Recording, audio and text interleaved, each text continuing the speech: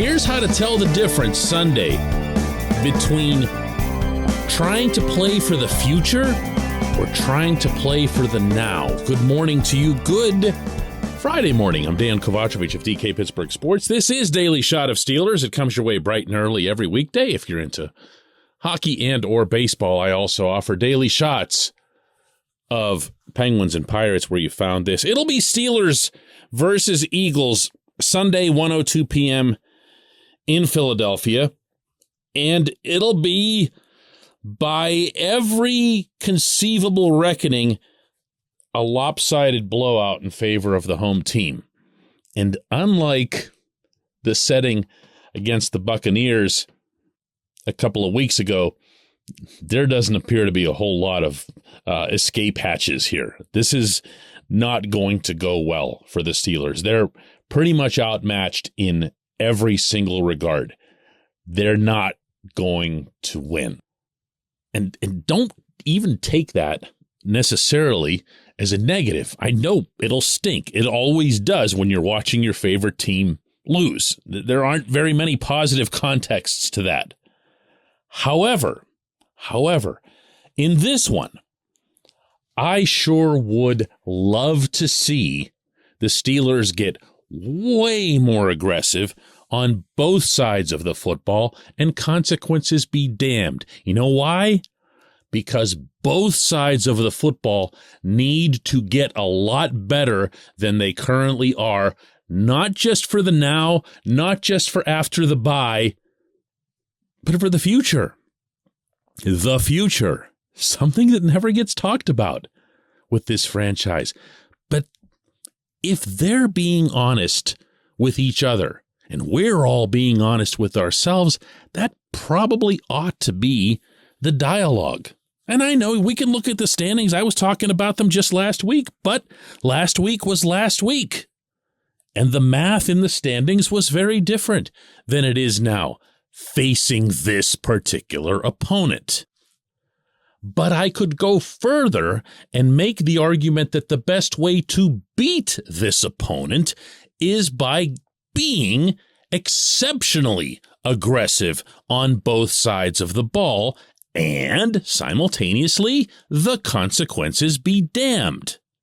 Because realistically, when you're an 11-point dog, and even that might be generous, you're going to need a bunch of goofy things to go your way. And you're best off trying to force those goofy things into existence. So, on the offensive side of the ball, throw deep. Been talking about it all week. Go downfield. Go balls. Straight up, straight line routes. No more of these stupid curls or anything else. Show Mike Tomlin and the brass that you can get this done with or without Matt Canada, ideally without Matt Canada. And defensively, go get Jalen Hurts. Go get him. You have nothing whatsoever to lose by holding back. What can you expect at Point Park University in downtown Pittsburgh?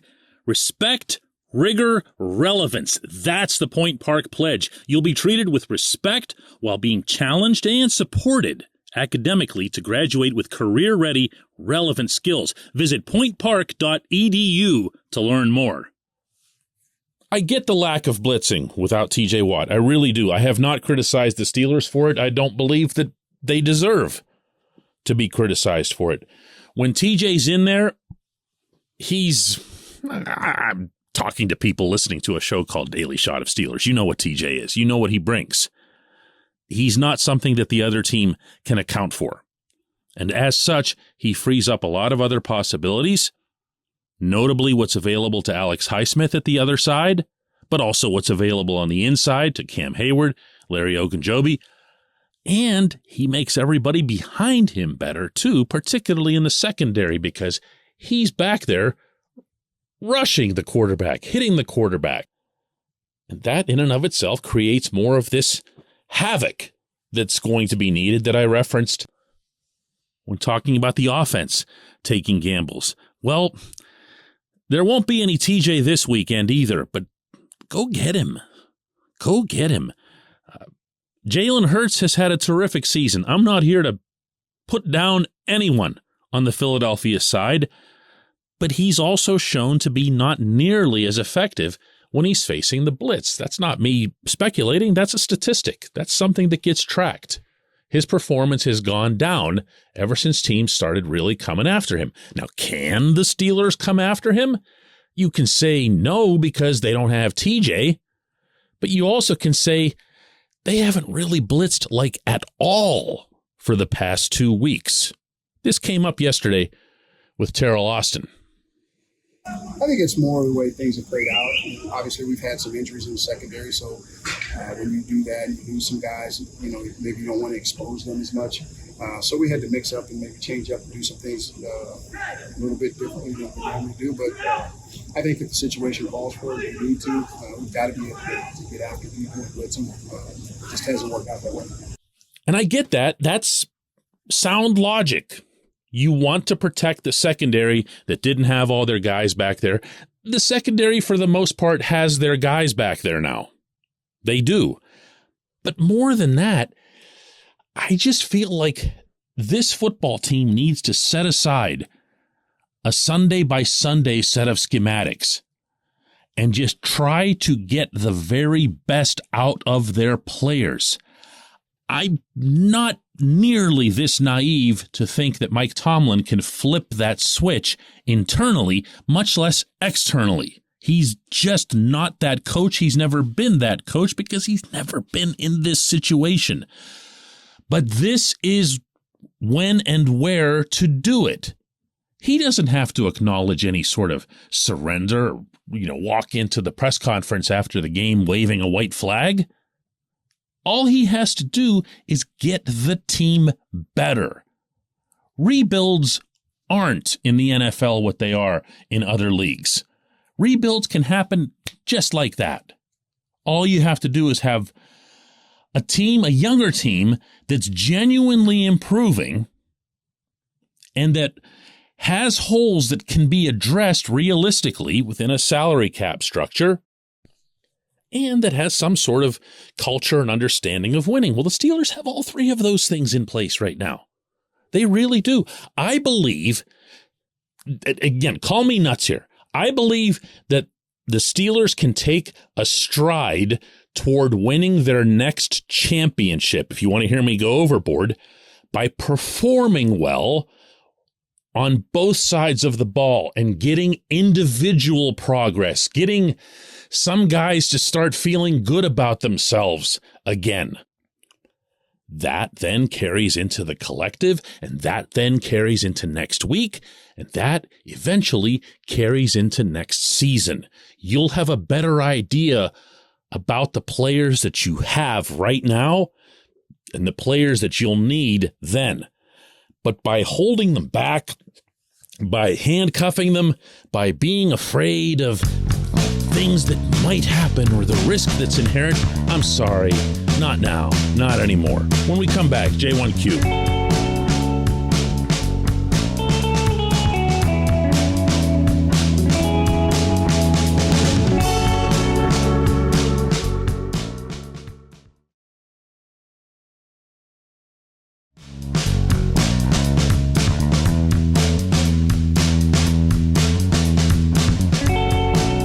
It's time for Just One Question, and that's brought to you always on this program by the personal injury law firm of Luxembourg, Garvin, Kelly, and George, LGKG. They represent people who are hurt in car accidents, who need assistance with workers' comp and medical malpractice claims.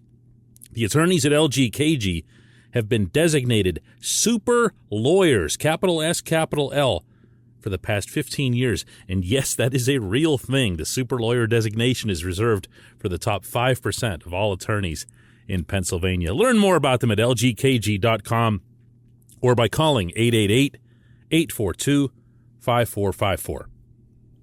Today's J1Q comes from Matthew Maccabee, who says, I was quiet the whole time. I tried to give that man a chance. He got to go, bro.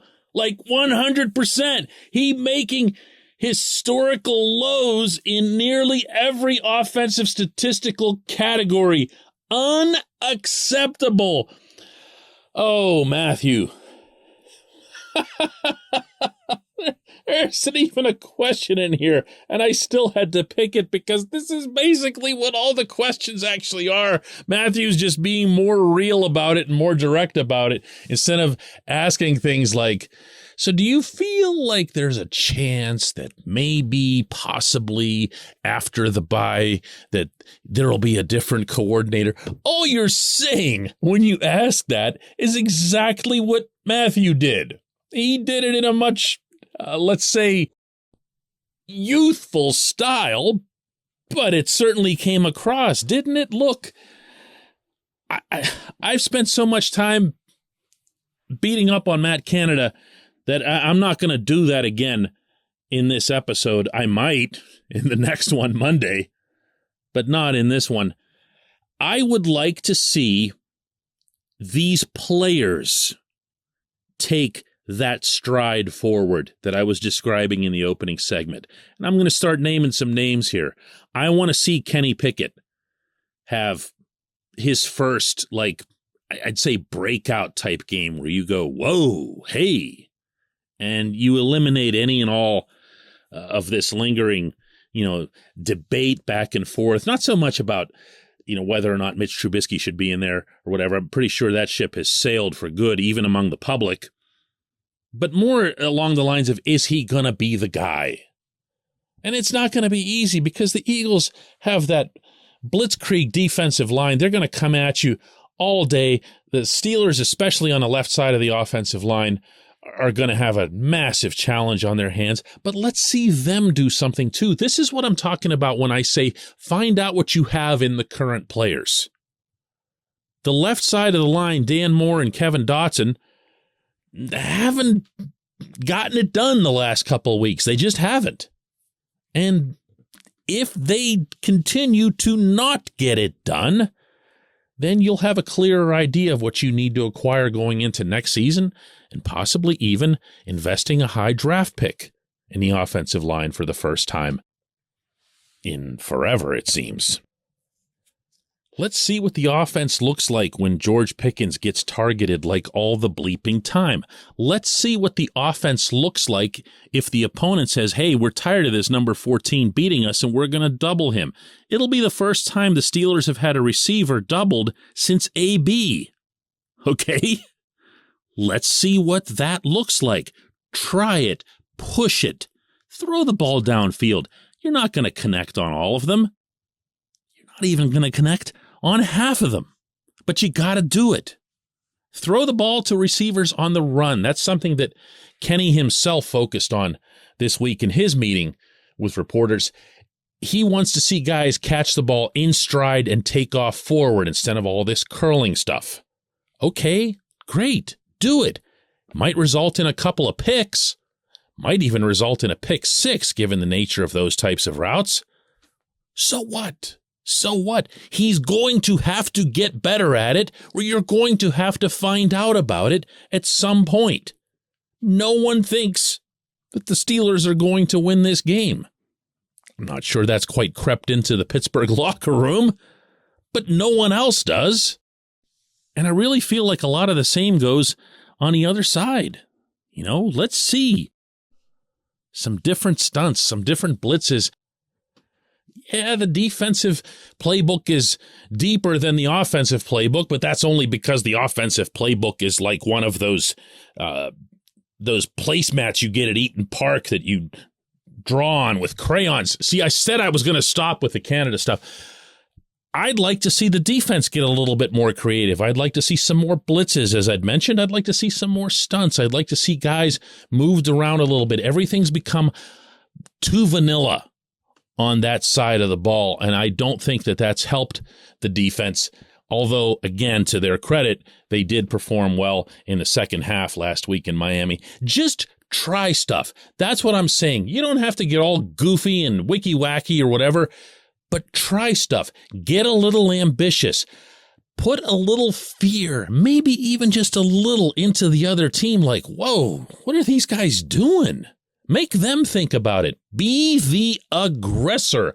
I appreciate the question. I appreciate everyone listening to Daily Shot of Steelers. I'll be heading out to Philadelphia tomorrow, and we will do another one of these on Monday, and it will be joyous. I can promise you that. I'm actually going to force it. I'm going to be joyous no matter what happens. That's a deal. Are we on? Will you also be joyous? Let me know.